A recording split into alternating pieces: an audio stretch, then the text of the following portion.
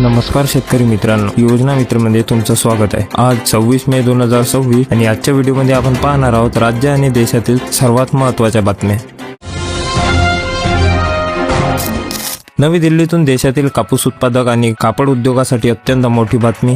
देशात कापसाचा घरगुती पुरवठा कमी असल्याने आणि वाढत्या किमतीमुळे कापड उद्योगाची लागलेली धावपळ रोखण्यासाठी केंद्र सरकार कापसावरील 11% आयात शुल्क पूर्णपणे हटवण्यावर कडक आणि अंतिम विचार करत आहे। चालू हंगामात देशात सुमारे 336 लाख गाठींची गरज असताना उत्पादन केवळ 292 लाख गाठी राहण्याचा अंदाज असल्याने आयात शुल्क हटवून सुमारे 45 लाख गाठींची टंचाई दूर केली जाईल, ज्यामुळे जागतिक बाजारात भारतीय कंपन्यांची स्पर्धात्मक ताकद कडकपणे वाढवणार आहे।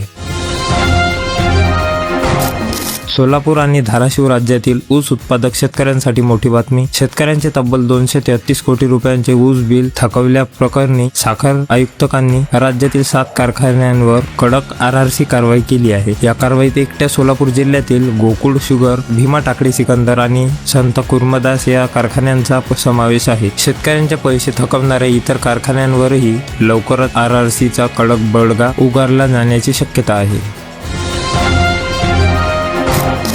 जळगावच्या चोपडा तालुक्यातून बळीराजाला मोठा फटका देणारी बातमी। बीडगाव परिसरात रविवारी दुपारी आलेल्या तीव्र वादळी वाऱ्यासह अवकाळी पावसामुळे काढणीस आलेल्या शेकडो एकर केळीचे बाग अक्षरशः जमीनदोस्त झाले आहेत। वादळाचा वेग इतका प्रचंड होता की केळीचे झाडे उन्मळून पडली असून बीडगावसह मोहरद, वरगव्हाण आणि इच्छापूर परिसरात शेतकऱ्यांचे लाखोंचे नुकसान झाले आहे। तसेच या भागात काही मिनिटे बारीक गारपीटही झाली आहे।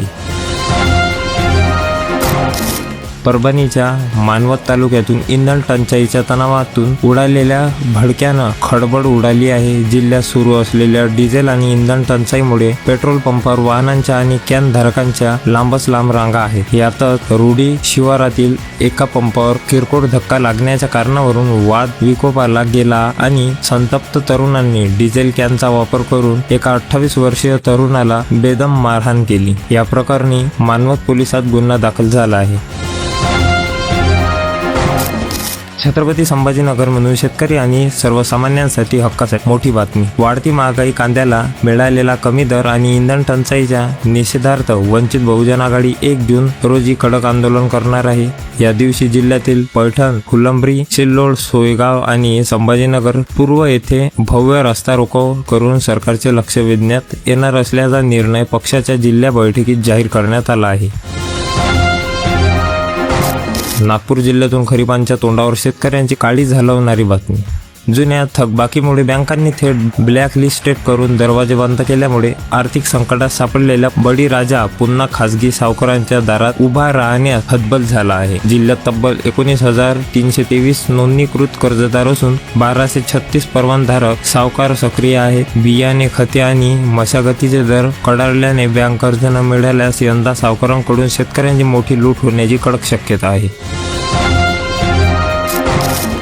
नागपुरामधून पाणी टंचाईची कडाडून होरपळणारी सर्वात मोठी बातमी। सरकारी कागदावर केवळ 2,285 गावे तहानलेली दाखवली असली तरी प्रत्यक्षात महाराष्ट्रातील तब्बल 8,000 ते 9,000 गावे आणि वाड्या सध्या तीव्र पाणी टंचाईचा सामना करत आहेत। प्रशासकीय दबावामुळे टँकर मजुरीचे प्रस्ताव लालफितीत अडकले असून राज्यातील प्रमुख धरणांमधील उपयुक्त जलसाठा कडक तडाला गेला आहे, ज्यामुळे उन्हाच्या झाडांसोबतच नागरिकांची पाण्यासाठी मोठी वणवण सुरू आहे। नवी मुंबई आणि रत्नागिरीतून हापूस उत्पादकांसाठी मोठी बातमी। हवामानातील बदल आणि आंतरराष्ट्रीय युद्धाच्या सावटाने यंदा कोकणच्या राज्याचा आर्थिक गणिते कडक विस्कटली असून बाजारात आवक घटूनही दरामध्ये मोठी घसरण झाली आहे। कॅनिंगसाठी जाणाऱ्या आंब्याला इतिहास सर्वात कमी 15 ते 16 रुपये किलो दर मिळत असल्याने खर्च निघणेही कठीण झाले आहे। त्यामुळे शासनाने केवळ व्याज भरून आंबा उत्पादकांच्या पीक कर्जाचे तातडीने नूतनीकरण करावे अशी कडक मागणी होत आहे। हक्काचे घर घेताना आयुष्याची पुंजी धोक्यात येऊ नये म्हणून मोठी बातमी। नवीन फ्लॅट किंवा प्लॉट खरेदी करण्यापूर्वी बिल्डरच्या तोंडी आश्वासनावर विश्वास न ठेवता 6 सूत्री कडक चेकलिस्ट तपासणे बंधनकारक आहे। यात जमिनीचा टायटल क्लिअरन्स, मजूर नकाशा, लेआउट, रेरा पोर्टलवरील रेकॉर्डची पडताळणी, 70% रकमेची बँक खाते तपशील आणि रेरावरील तिमाही प्रगती अहवाल आणि बिल्डर विरुद्धच्या प्रलंबित तक्रारीची कडक चौकशी करणे आवश्यक आहे। नोकरदार वर्गासाठी अत्यंत महत्त्वाची आणि कामाची बातमी. भविष्य निर्वाह निधी म्हणजे EPFO खात्यातून पैसे काढणे किंवा ट्रान्सफर करण्यासाठी KYC अपडेट करणे बंधनकारक आहे. KYC करताना आधार कार्ड व PF खात्यावरील नावात फरक असणे, पॅन कार्ड नंबर चुकीचा असणे किंवा आधारशी लिंक असलेला मोबाईल नंबर बंद असणे या 3 सामान्य चुकांमुळे तुमचे KYC नाकारले जाऊ शकते. मुंबईमधून उच्च शिक्षण संदर्भात सर्वात मोठी बातमी. नवीन राष्ट्रीय शिक्षण धोरणाच्या अंमलबजावणीसाठी राज्यातील 35,000 प्राध्यापकांना 8 तासांचे ऑनलाईन प्रशिक्षण पूर्ण करणे बंधनकारक करण्यात आले आहे. आगामी 2026-27 शैक्षणिक वर्षापासून 4 वर्षाचा ऑनर्स विथ रिसर्च अभ्यासक्रम लागू होण्यास असून या प्रशिक्षणासाठी प्राध्यापकांना स्वतःच्या खिशातून 1,000 रुपये शुल्क मोजावे लागणार आहे.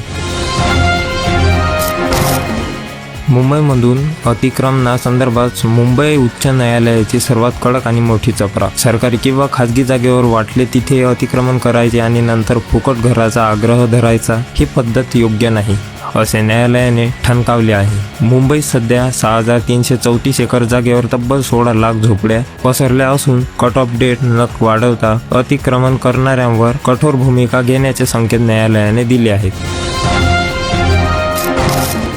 मुंबईसह संपूर्ण राज्यातून प्राण्यांच्या रक्षणासाठी मोठी बातमी. आगामी बकरी ईदच्या पार्श्वभूमीवर प्राण्यांची अवैध वाहतूक, बेकायदेशीर कत्तलखाने आणि गावसांची कत्तल रोखण्यासाठी परिवहन विभागाने कडक पावले उचलली आहेत. सक्षम प्राधिकरणाच्या प्रमाणपत्राशिवाय प्राण्यांची वाहतूक करताना आढळल्यास मोटार वाहन कायद्यानुसार कडक कारवाई करून वाहने थेट पोलिसांच्या ताब्यात दिली जाणार आहे. हवामानाच्या टोकाच्या संकटाबाबत विदर्भातून सर्वात मोठी बातमी. चंद्रपूर जिल्ह्यातील ब्रह्मपुरी हे शहर तब्बल 47.2 अंश सेल्सिअस तापमानासह देशातील सर्वाधिक तापलेले ठिकाण ठरले आहे. अकोला, अमरावती, वर्धा आणि यवतमाळसाठी उष्णतेचा रेड अलर्ट जारी करण्यात आला असून दुसरीकडे कोकण आणि पश्चिम महाराष्ट्रात वादळी वाऱ्यासह पावसाचा इशारा देण्यात आला आहे.